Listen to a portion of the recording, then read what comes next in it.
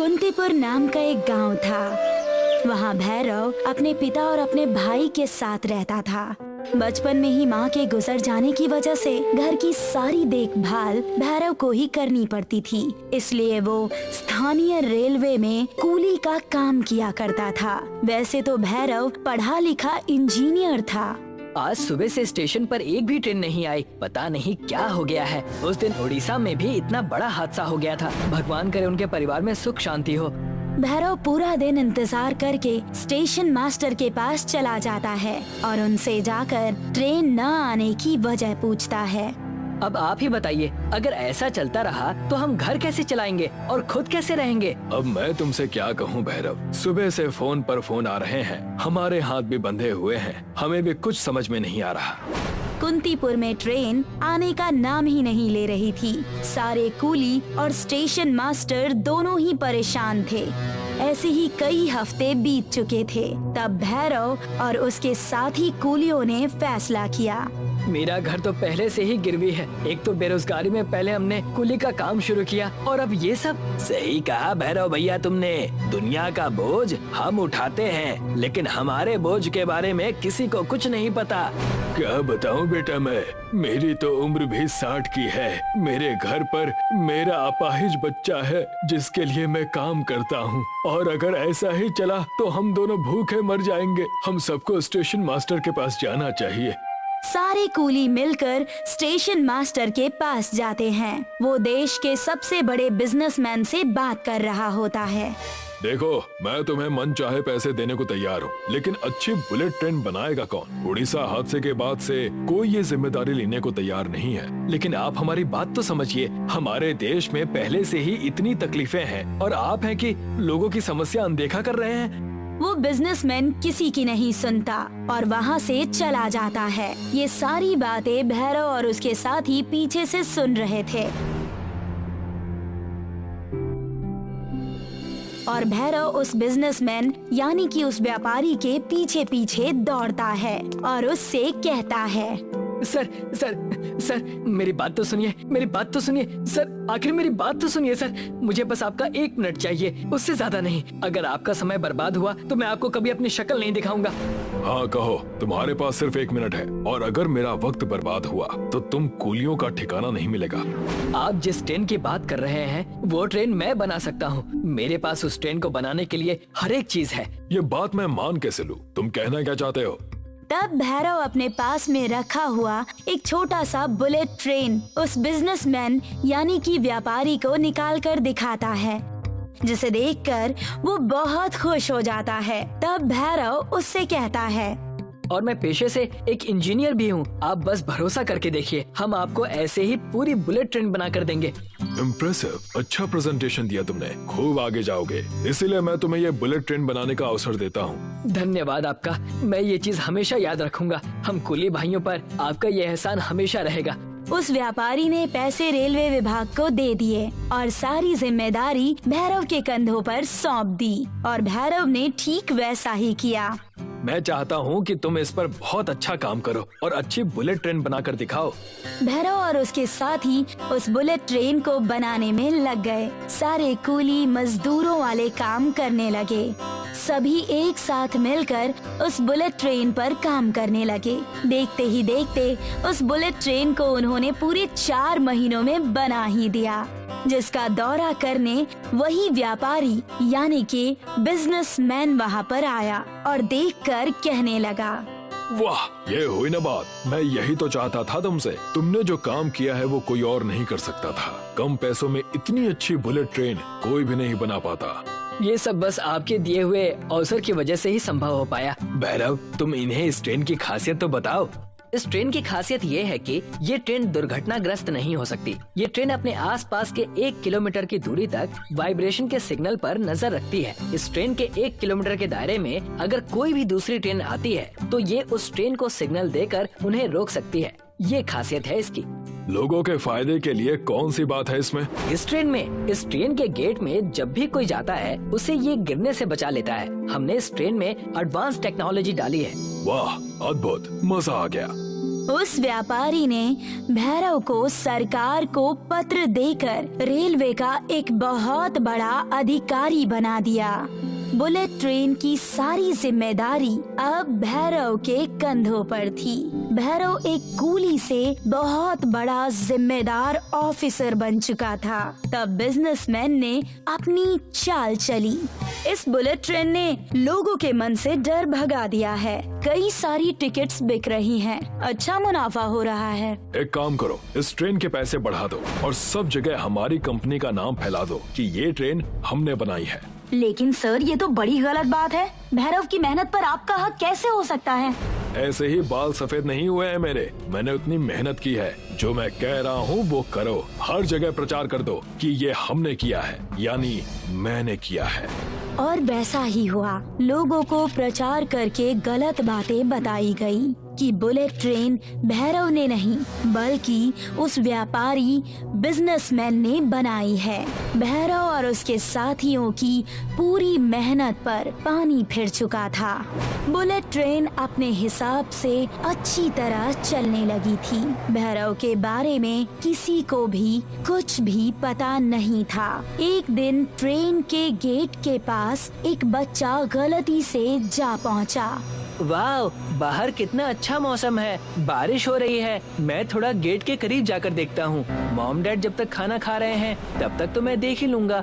वो बच्चा जैसे ही उस गेट के करीब पहुँचा, उस ट्रेन का सेंसर बहुत तेजी से बजने लगा, जिससे सारे ट्रेन के यात्री उठकर यहाँ वहाँ देखने लगे।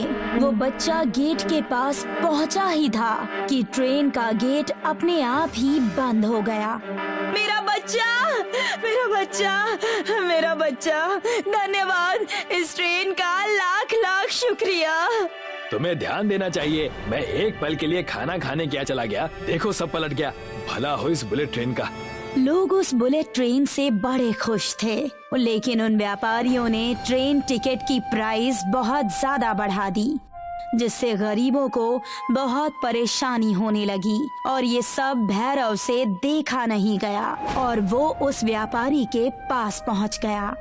ये आपने क्या किया? किराए के इतने पैसे बढ़ा दिए। आखिर गरीब उस ट्रेन में चढ़ेगा कैसे? मैं आपसे मेरे बुलेट ट्रेन को छीनने आया हूँ। ये आपने सरासर गलत किया है। कल के आए तुम मुझे सिखा रहे हो, दफा हो जाओ।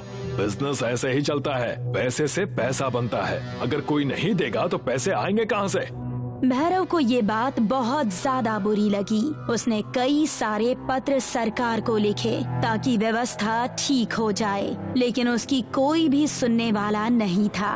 एक दिन उसी व्यापारी की पत्नी और बच्चे उस बुलेट ट्रेन से सफर कर रहे थे और उस व्यापारी की पत्नी अचानक ट्रेन में बीमार हो जाती है, जिसे देखकर वो व्यापारी बहुत ही डर जाता है और इधर उधर जाकर चीखने चिल्लाने लगता है। मुझे बचा लो, मेरी सांस रुक रही है, मुझे सांस लेने में बहुत दिक्कत हो रही है, मुझे बचा लो, प्लीज प्लीज मुझे बचा लो। बचाओ, कोई मेरी पत्नी को बचाओ, बचाओ, कोई मेरी पत्नी को बचाओ।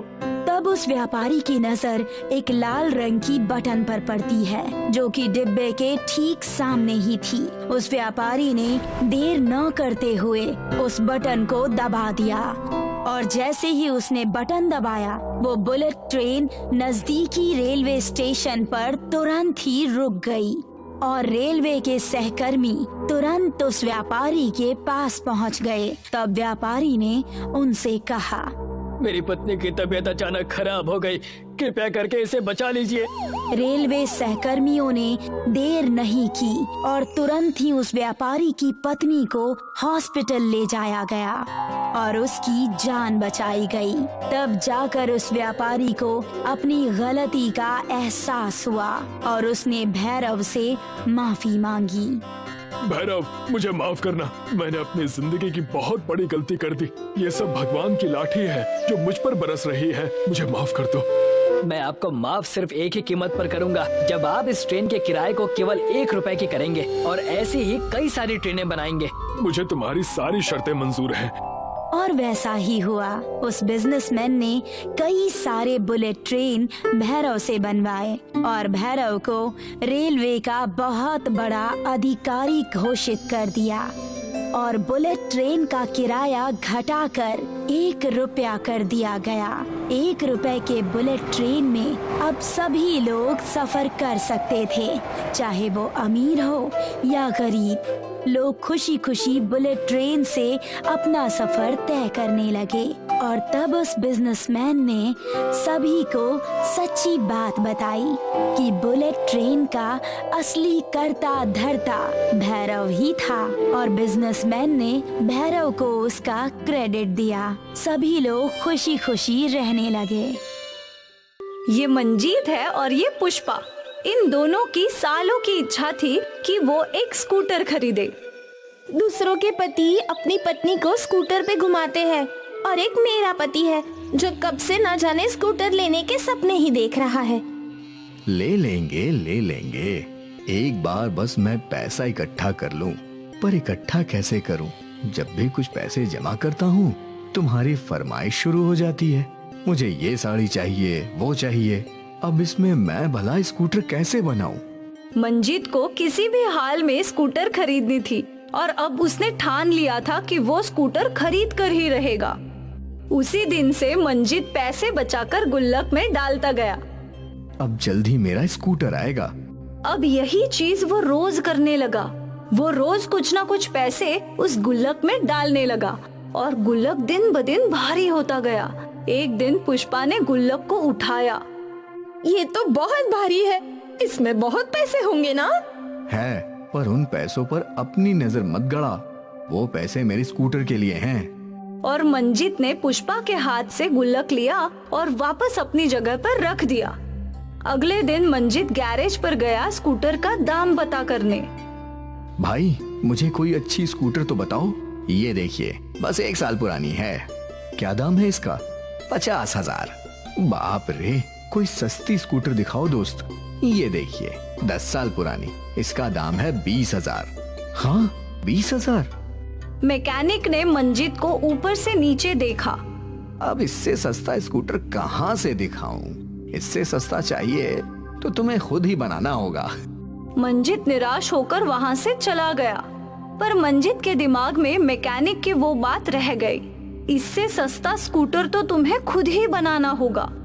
मंजीत पेशे से एक मोटर रिपेयर करने वाला था। वो कई प्रकार के मोटर बनाने में उस्ताद था और अभी हाल ही में उसने मोटर और बैटरी पर चलने वाली इलेक्ट्रिक स्कूटर का वीडियो भी देखा था।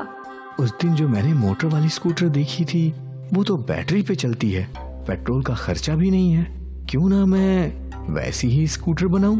वैसे आइडिया तो बुरा नहीं है। मंजीत ने अपने मोबाइल पे इलेक्ट्रिक स्कूटर के कुछ वीडियोस देखे, जिससे उसे काफी चीजें समझ में आने लगी। ये ज्यादा मुश्किल तो नहीं लग रहा। टायर और मोटर के बीच में बेल्ट होता है जिससे गाड़ी चलती है। अब बस मुझे एक पुरानी स्कूटर का इंतजाम करना होगा। मंजीत तुरंत घर गया और उसने अपनी गुल्लक को तोड़ दिया। अरे, ये क्या कर रहे हो? अपना स्कूटर बना रहा हूँ। क्या? अब तू देखती जा। मंजीत ने सारे पैसे जमा किए। 10,000 रुपए हैं। इतने में सब कुछ हो जाना चाहिए बस। मंजीत एक स्क्रैप डीलर के पास गया। मुझे एक ऐसा स्कूटर चाहिए जिसकी बस बॉडी अच्छी हो। देख लो भाई, तुम्हें कौन सा पसंद आता है। उस स्क्रैप यार्ड में मंजीत का ध्यान एक लाल स्कूटर पर पड़ा। उस स्कूटर का कलर और बॉडी फर्स्ट क्लास थी। ये कितने का है? वो तो बिल्कुल बंद है। इंजन सड़ चुका है। मुझे चलेगी। आप दाम बताइए। 2,000 रुपए दे दो और ले जाओ। मंजीत ने खुशी खुशी उस डीलर को 2,000 रुपए दिए और उस भंगार स्कूटर को अपने दुकान में ले गया। फिर मंजीत गया एक स्पेयर शॉप में और वहाँ से उसने बड़ी मोटर, बैटरी और कुछ सामान खरीदा और अपनी दुकान पर आकर वो अपनी स्कूटर पर काम करने लगा। घंटे बीत गए। सुबह से शाम हो गई। यहाँ पुष्पा परेशान थी। अब तक तो इन्हें आ जाना चाहिए था, न जाने कहाँ रह गए। मंजीत पर अलग ही धुन सवार थी। उसे किसी भी हालत में अपना इलेक्ट्रिक स्कूटर बनाना ही था। वो लगा रहा। जब देर रात हुई तो पुष्पा मंजित को ढूंढते हुए दुकान पर आई। रात के 11 बज रहे हैं। आपको समय का अंदाजा भी है क्या? मैं कितनी डर गई थी। अरे बाप रे, मुझे तो समय का पता भी नहीं चला। और ये किसका स्कूटर है? हमारा। दिखने में तो बहुत पुराना है। हाँ, पर तकनीक में बहुत नया। ये स्कूटर पेट्रोल पर नहीं बल्कि बिजली पर चलेगा, इलेक्ट्रॉनिक स्कूटर। सच में? हाँ, पर अब इसे बनाने में टाइम है। इसका एक बेल्ट नहीं मिल रहा। मिल जाएगा। अब आप घर पर चलिए, कल वापस स्कूटर पर काम कर लेना। ठीक है। मंजित ने सारा सामान समेटा और दुकान बंद कर दी। अगले सुबह मंजित बेल्ट के लिए एक दुकान से दूसरे दुकान भटकता रहा। कहीं भी उस स्कूटर का बेल्ट नहीं था। आखिर भटकते भटकते वो एक कबाड़ी की दुकान पर आया। आपके पास बड़ी मोटर का बेल्ट है क्या? लगभग 30 इंच का। इतना बड़ा बेल्ट तो वॉशिंग मशीन में ही लगता है बेटा। रुको बताता हूँ। उस कबाड़ी ने मंजित को एक वॉशिंग मशीन का बेल्ट दिया, जो देखकर मंजित खुश हो गया। मंजित ने कबाड़ी को पैसे दे दिए और अपनी दुकान पर चला गया। अपनी दुकान पर लौटकर मंजित ने अपनी स्कूटर में वो बेल्ट लगा दिया और स्कूटर शुरू किया। उसकी स्कूटर काम कर रही थी। वो हैरान था। आखिर मैंने कर दिखाया। वाह, मेरा अपना स्कूटर। मंजित ने स्कूटर के सारे पार्ट्स फिक्स किए और उस पर बैठ गया। उसे यकीन ही नहीं हो रहा था कि उसका बनाया हुआ इलेक्ट्रिक स्कूटर चल रहा था। वो सीधा अपने घर गया और जोर जोर से हॉर्न बजाने लगा। पुष्पा बाहर आई और स्कूटर देखकर दंग रह गई। ये बन गया इतने जल्दी? हाँ, देखा अपने पति का कमाल। चल, इस खुशी में मैं तुझे स्कूटर पर तेरे मायके घुमा कर ले आता हूँ। पुष्पा खुशी खुशी स्कूटर पर बैठ गई। मंजित उसे मायके ले गया और वहाँ सब लोग मंजित का स्कूटर देखकर दंग थे। जीजा जी, स्कूटर तो ले लिया, पर पता है ना पेट्रोल कितना महंगा हो गया है। मुझे कोई चिंता नहीं है, क्योंकि मेरा स्कूटर पेट्रोल पर नहीं बल्कि बिजली पर चलता है। ये इलेक्ट्रॉनिक स्कूटर है, मैंने खुद बनाया है इसे। सच्ची? हाँ, वाह कमाल है। जीजा जी, मुझे भी ऐसा इलेक्ट्रॉनिक स्कूटर चाहिए। कितना खर्चा आया होगा? मंजित ने हिसाब जोड़ा। मेरे तो 8,000 खर्च हुए हैं, पर इसे 15 बोल देता हूँ, थोड़ा मुनाफा मेरा भी हो जाएगा। 15,000 खर्च हुए हैं साले साहब। बस इतना ही? फिर तो पक्का मुझे ऐसा इलेक्ट्रॉनिक स्कूटर चाहिए। मंजित का साला तुरंत 15,000 ले आया और मंजित को दे दिए। मंजित पैसे देखकर खुश हो गया। और फिर क्या था, मंजित की गाड़ी चल पड़ी। वो पुराने स्कूटर खरीदकर उनमें मोटर लगाकर उन्हें इलेक्ट्रिक स्कूटर बनाने लगा और कम दामों में बेचने लगा। ग्राहकों की मानो लाइन लग गई। मंजित का बिजनेस चल पड़ा। पेट्रोल के बढ़ते दामों के बीच में मंजित का देसी इलेक्ट्रिक स्कूटर हिट हो गया और मंजित का जीवन बदल गया। अब वो मंजित नहीं बल्कि मंजित सेठ बन चुका था, देसी इलेक्ट्रिक स्कूटर नाम की कंपनी का मालिक। गांधीनगर नाम का एक छोटा सा गांव था। गांव में बड़ा सा बाजार लगता था और बाजार में अक्सर भीड़ लगा करती थी। गर्मियों के मौसम में ये सारी भीड़ बलदेव के पेप्सी के दुकान पर लगी रहती थी। अरे बलदेव काका, मुझे ऑरेंज वाली पेप्सी दे दो। मुझे येलो वाली। और मुझे लाल वाली। बच्चे हो या बड़े, सभी को बलदेव की पेप्सीज बहुत पसंद आती थी और बलदेव पूरी ईमानदारी से पेप्सी बनाया करता था। अच्छा फिल्टर पानी, साफ चीनी और साफ सुथरे तरीके से वो जूस बनाकर उन्हें प्लास्टिक की थैलियों में भरा करता था। बलदेव की 1 रुपए वाली पेप्सी बहुत बिका करती थी। कुछ ही देर में उसका सारा स्टॉक खत्म हो जाया करता था। अरे काका, पेप्सी है क्या? नहीं बेटा, सब खत्म हो गई, अब कल आना। बलदेव की दुकान के सामने पवन की दुकान थी। पवन आइसक्रीम बेचता था, पर गर्मियां होने के बावजूद भी उसकी आइसक्रीम्स बिक नहीं रही थी। पता नहीं ये बलदेव अपनी पेप्सी में क्या मिलाता है, जो सारे गांव वाले सिर्फ इसी की पेप्सी पिया करते हैं। 1 रुपए वाली पेप्सी में भला क्या स्वाद होगा? मेरी तो आइसक्रीम तक खराब हो रही है। स्वाद का तो पता नहीं, पर वो आइसक्रीम से सस्ती है, शायद इसीलिए वो ज्यादा बिकती है। हाँ, हो सकता है। क्यों ना आप भी पेप्सी बेचना शुरू कर दें? अरे पर पेप्सी बनाएगा कौन? पेप्सी बनाने की जरूरत थोड़ी है, बाजार में बहुत सारी कंपनियां पेप्सी बेचती है, आप भी उनसे खरीद कर बेच सकते हो। सोच लो, बहुत मुनाफा होगा। वैसे आइडिया तो अच्छा है, कल ही शहर जाकर ढेर सारी पेप्सी खरीद लाता हूँ। ठीक है। अगली सुबह पवन शहर से ढेर सारी जूस वाली पेप्सीज ले आया और उसने वो सब अपने फ्रिज में रख दी। अच्छा किए, आप एक बाहर बोर्ड लिख दो कि यहाँ पेप्सी मिलेगी। ठीक है। पवन ने एक बोर्ड पर लिखा कि यहाँ पेप्सी मिलेगी और ये बोर्ड अपनी दुकान के बाहर लगा दिया। कुछ देर बाद एक छोटे बच्चे ने वो बोर्ड पढ़ा। यहाँ पेप्सी मिलेगी। काका, कौन कौन से कलर है? सब कलर है, तुम्हें कौन सा चाहिए ये बताओ। मुझे तो एक येलो वाली और एक ऑरेंज वाली चाहिए। पवन ने उस बच्चे को 2 पेप्सी के पैकेट्स थमा दिए। वो बच्चा वही खड़े खड़े पेप्सी पीने लगा। ये तो बढ़िया है, मजा आ गया। ये लो, एक और पेप्सी मेरी तरफ से फ्री। जाकर अपने दोस्तों को भी बताना, मेरी दुकान में पेप्सी मिलती है। हाँ हाँ काका, जरूर बताऊंगा। और पवन का ये फंडा काम कर गया। वो बच्चा दौड़ते हुए गांव में गया और कुछ देर बाद अपने कुछ दोस्तों के साथ लौटा। यही वो दुकान है। मुझे भी 2 ऑरेंज वाली चाहिए और मुझे 3 लाल वाली। पवन ने सबको पेप्सी दे दी और बस तब से कई लोगों ने पवन की दुकान से पेप्सी खरीदी। आज तक गांव वालों ने बस बलदेव की पेप्सी चखी थी, पर आज उन्हें कंपनी का स्वाद भी अच्छा लगने लगा था। अरे वाह, ये काले रंग वाली पेप्सी तो मैं पहली बार पी रहा हूँ।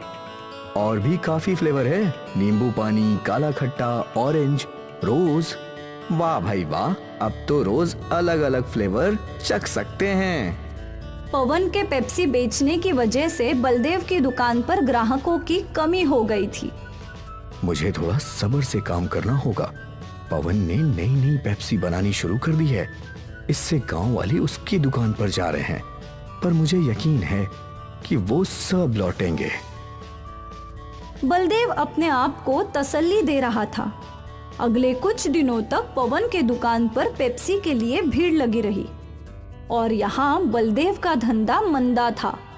गांव के सरपंच बलदेव की दुकान पर आए। क्या हुआ बलदेव, आज परेशान लग रहे हो? अब क्या बताऊं काका, पवन शहर से पेप्सी लाकर बेच रहा है। अब तो मेरे ग्राहक कम हो गए हैं। कोई बात नहीं, ये बस कुछ ही दिनों की बात है। कोई भी नई चीज के पीछे गांव वाले दौड़ पड़ते हैं। तू तो जानता है, सब्र रख, सब ठीक हो जाएगा। और मुझे यकीन है तेरी पेप्सी शहर की कंपनी वाली पेप्सी से अच्छी ही होगी। अब एक काम कर, मुझे 50 पेप्सी दे दे। आज शहर से मेरे पोता पोती आ रहे हैं। ठीक है सरपंच जी। बलदेव ने सरपंच जी को 50 पेप्सी दे दिए और वो खुशी खुशी वहाँ से चले गए। बलदेव अब भी दुखी था। सरपंच जी अपने घर पहुँचे और उन्होंने अपने पोते को एक पेप्सी दी।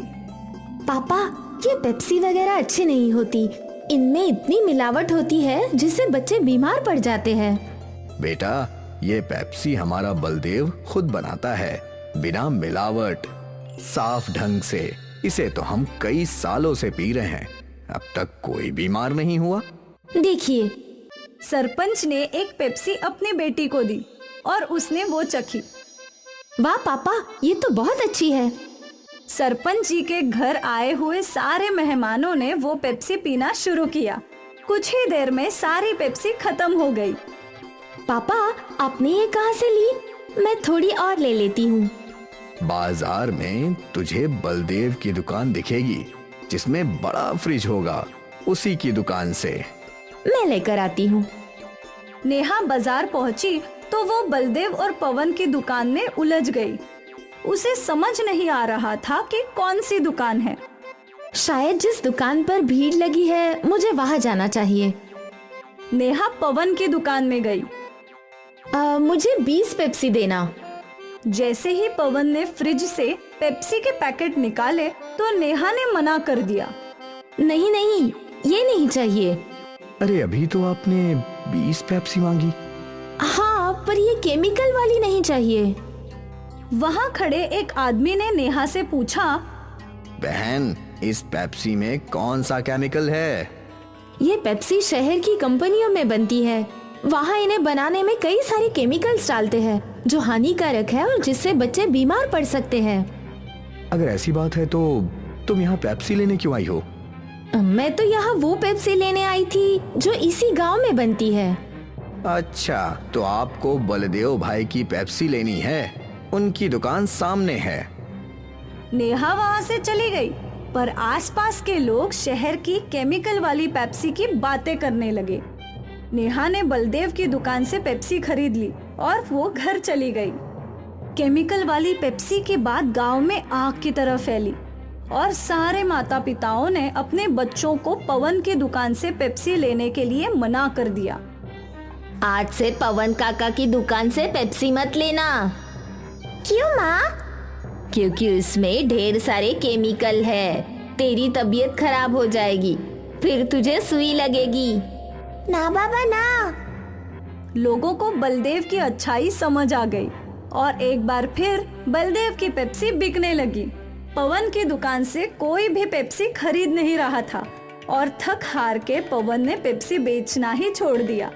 नेहा ने पूरे गांव को बीमार होने से बचा लिया और सब कुछ पहले जैसा हो गया।